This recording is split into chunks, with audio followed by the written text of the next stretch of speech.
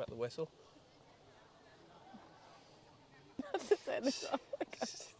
So, right, anyway, all right, I'll do the intro and then I'll Okay. make me laugh now. Was you doing this with Lewis? Or is it just No, me? it's just bloody you.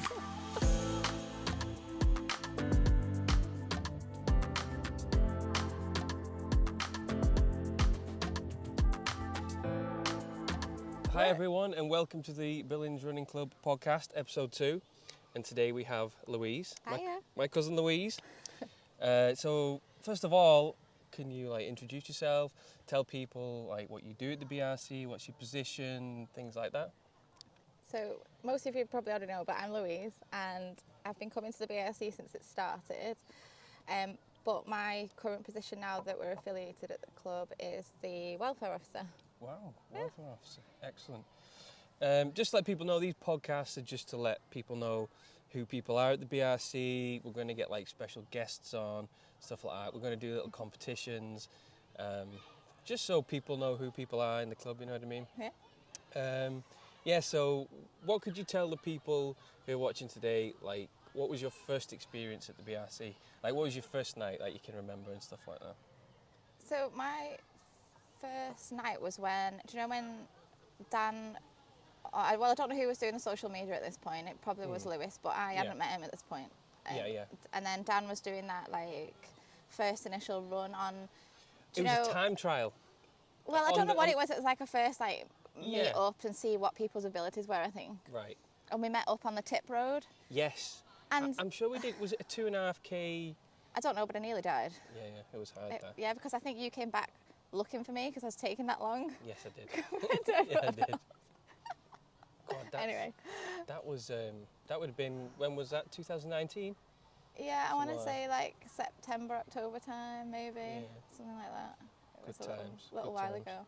But yeah, I didn't even know what was going to happen, and then I didn't even know you were going. I just turned up and That was very strange, wasn't yeah, I it? was like, oh, hiya. Yeah.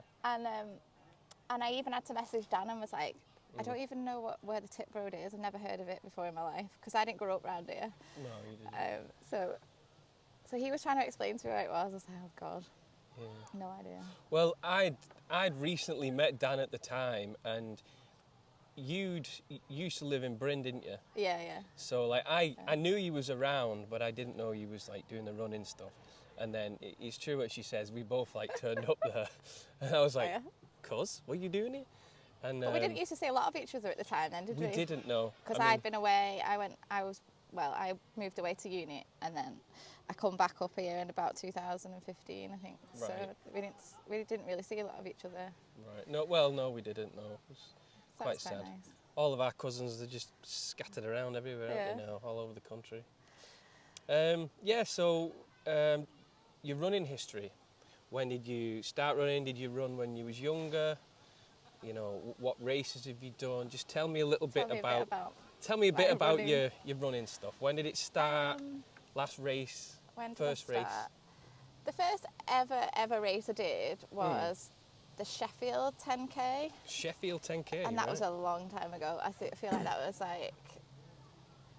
maybe 2013, something like that. So that was the first ever 10K I did. And then from there I got a bit of a buzz, but I'd only ever done road running then. That was it, I think. And then from the Sheffield I did that a couple of times, and then I've always done the Wigan 10K as well. I quite like doing that with my dad. And my mum does it as well, actually. Yeah, it's a little family occasion. So I like doing that. And then when I turned up to the Billinge Running Club, I think I was about 6 months postpartum with Arthur. Right. So Arthur is my youngest, so I already had Elliot. And at the time they were 2 and a newborn. Right. Well, 2 and a 6-monther. And at the time I think I was struggling a little bit. I had 2 young children at home, and it was all getting on top of me a little bit. I was at home all day, every day. Yeah. So I really just needed something to get myself A out release. of the house. Yeah, I needed something for me. Right. So I'd been out a couple of times on my own, trying to plod around the block, but I just wasn't motivating myself to go. I needed something where you need other people to push you. Yeah, I understand. So I was like Googling running clubs in Billinge, and then this popped up saying, "Oh, it's starting in like a week or something." And so it was kind of, well, I don't know, fate. Not fate, but it was kind of. No, it's fate. It's like it dropped from the heavens. BRC, la, boof. Yeah, so that was that. So that's why when I got there, I hadn't done any running for, I don't know, forever, I suppose. Probably since before I had Elliot. Yeah, but you had previously done stuff. Yeah, so you had it in you. You had some education on it. So when I got to Dan's first session, it was a bit of a wake-up call because I was so unfit. But never mind. I was there. I was doing it, and I enjoyed it. So. There's one incident at the BRC I remember. I'm sure you remember this. One of the evenings I was the sweeper, and we'd done. Was this when we started the trail running? This is when the trails had started, and we're at the Halts Arms today, by the way. This is like HQ, and I was sweeping, and I come back in like la la la, happy as Larry. Yeah, got all the sticks, and then I can't remember who it was. It's maybe Louise. Like, where's Louise? And obviously, as a sweeper, you're the last person back, so everyone should be before you. And I was like, I've not seen her. Louise, I took a wrong turn. Look, I took a few wrong turns this night. So it was so we started running in the dark, didn't we? Yeah. So first of all, I'd never done any trail running before in my life. I think I turned up to the first ever one in these bright pink road Nike trainers in the middle of winter. Because I remember getting back to the pub and Dan was like, "Lou, are they the only shoes that you've got?" I was like, "Yeah." So it's like, right, you need to go on, what is it, sportshoes.com and get these type of shoes. So yeah, he always sorts me out with that sort of stuff. Yeah. Well, I remember that because that evening as well, when you went missing, I went traipsing all the way back through the woods thinking, oh my God, my Auntie Sandra and Uncle Stephen are going to kill me because I've lost Louise on a run. But we found you eventually. Yeah, but the whole thing was pretty new to us, so the way that you started doing it, you marked it with like flags, were they at first? I can't remember. I think they were flags, and then it was like tape, and then it was bamboo, and then... So anyway, we were marking it with this luminous It's definitely developed, hasn't it, over the time? So I was just jogging along with another lady from the club, having a good old chat as usual. And then I was just running and I thought, I've not seen any of those bamboos for a while. I was like, I'm pretty sure I've gone the wrong way. So we turned round and then came back down the woods. But at this point as well, because I didn't know this like bit of Billinge going over, so I didn't know the area at all. So when Dan was doing the briefings, I was like, no idea what he's talking about. So I was literally relying on... Left over the bridge, back over the bridge, round the bridge, yeah. So I was relying on these like bamboo sticks, which I'd now lost. So we ended up coming back down through the woods. I was quite happy, I was just chatting all along, and then all I could hear was, Louise! I was like, oh, what? And then I think it was you, Lewis, maybe Dan. Yeah, we were frightened to death. There was a few of you. We were frightened to death. But we were fine. Yeah. We were just having a good chat and we got a bit lost. Come over the hill smiling like, we were like, oh. Yeah, I do remember that. Yeah. Frightened the life out of me. You've mentioned a little bit there about running gear. So what kind of shoes are you wearing now and what watches and stuff? I know people love the tech on this kind of stuff. I'm not really very good with the tech. I can't really use my watch very well. Well, however... I can agree with that, because do you remember when we went to that 5K in Speak? That straight out and back one? Was it? It was either that one or Aintree, I can't remember. And my watch had died. Do you remember? And I used yours. Oh yeah, did I give? Yeah. So I used Louise's watch, and I was trying to get the pace right on it, and I was like, Louise, is it in miles or kilometres? I need to know the pace. She was like, I don't know. I was like, so when you're clocking your pace, Louise, do you clock it in kilometres or miles? And she went, I don't know. I was like, I don't even look at my watch, I just let it run. I know. Well, anyway. I never used to. Sometimes I look at it now, but not all the time. So I started the race, and I was like, I hope it's in kilometres, because I work in kilometres. I know a lot of guys. Was it miles? It was in miles. So I was like, it was like, you're doing 7 minutes, something pace. I was like, oh, what is that? I was like, am I running too fast? Am I running too slow? I didn't know. So, but it clocked my race. So did you get a good run? It was sub 20 at the time. not there you sub go. 20 at the moment, but it was sub 20 at the time. And to be honest, I didn't look at it. And I think It's the way to be. it's actually true that a lot of great athletes have told me to forget the watch. Yeah. Because I'm a little bit like on the watch to see if I'm running too fast, too slow, do I need to pick it up? But sometimes that does play. Like on like a mental side. So. It does have a mental to it. Yeah, so, well, at the minute I've got a Garmin Venu watch. I think that's what it's called. I think there are maps on this, so I could probably download them. Have you changed any of the settings, Louise? No. No. I don't know how. I don't really know how to get runs onto it either, so I don't know. I probably could navigate with it, but I have never worked out how to do it. So I just memorise it now in my brain. Cause you'll probably know all the routes. Well, I know where I am now. It's fine. Like what was the last one? Trencher reversed? Trencher special reversed? Oh yeah, I didn't go to the last one I've been to was the 5K affiliation celebration one because I've been away, haven't I, for a couple of weeks. So. Yes, you have, yeah. Yeah, but other than that, I normally run in my old battered leggings because I fall over that many times that I refuse to buy any more now because I've got holes in them all. You probably need some knee pads and elbow pads and helmet. Although I haven't fallen over for a while, but it's not dark. So. Well, it must be a family curse because you brought your sister Rebecca, didn't you? Oh God, yeah, her foot's still not right. You know, she's going to see a physio. Oh God. So what happened that's there? My fault. Is that like the family jinx of just binning it in the woods? My sister plays hockey. She's not really a runner, but I wanted to get her out of the house for a bit because she's moved back to the area, meet a few new people, been nice for her.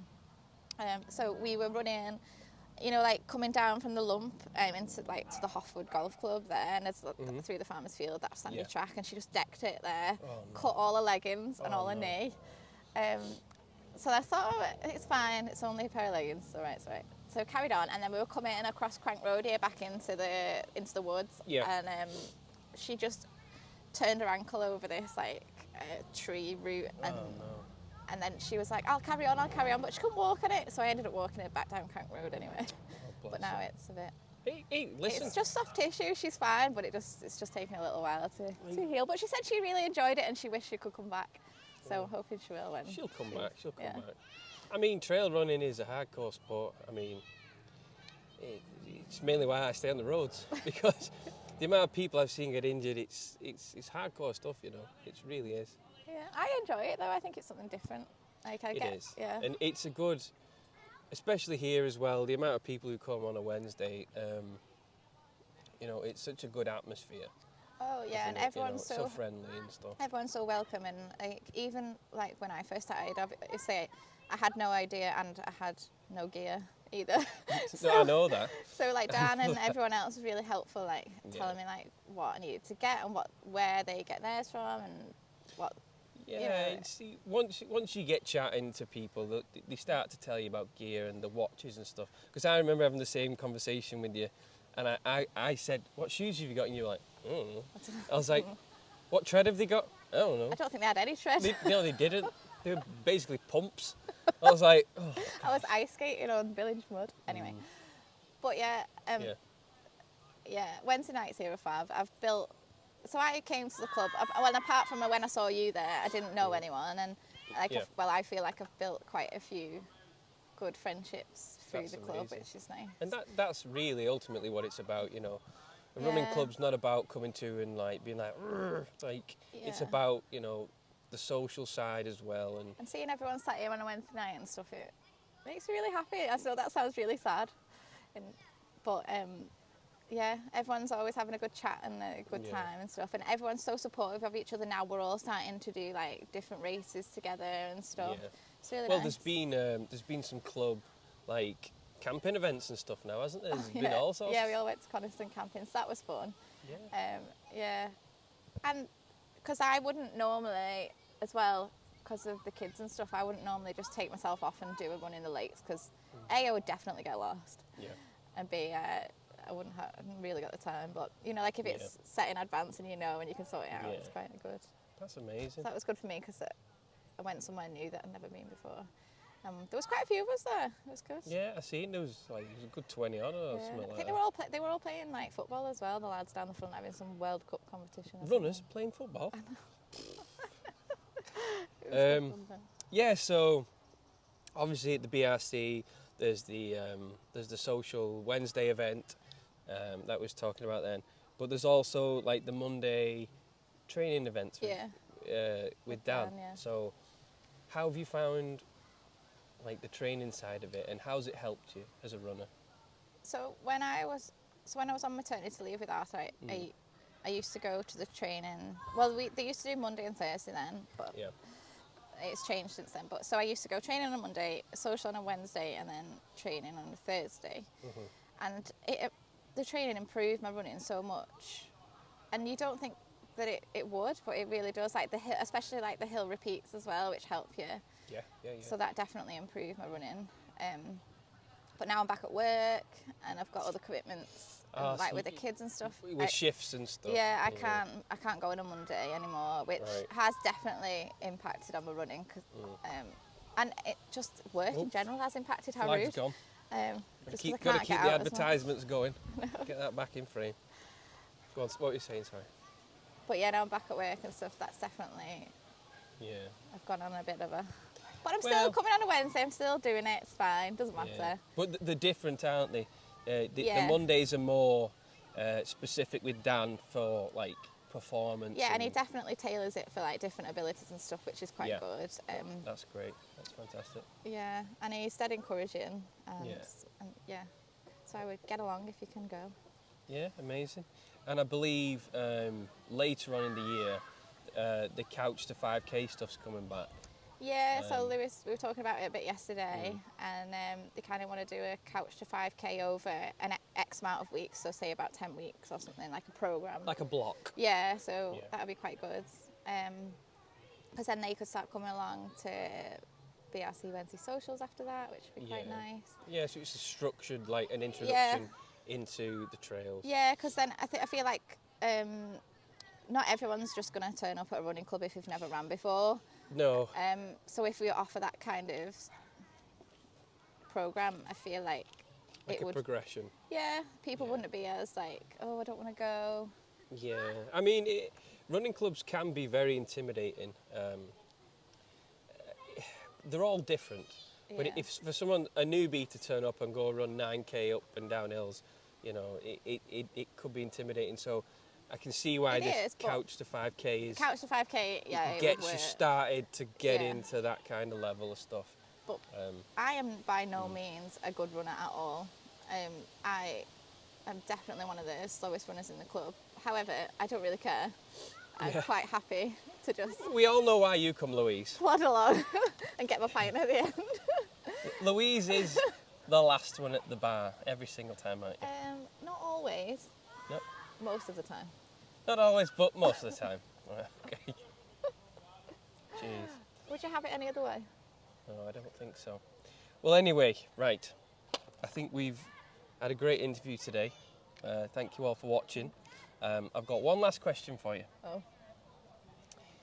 It's the World Cup. Is football coming home, Louise?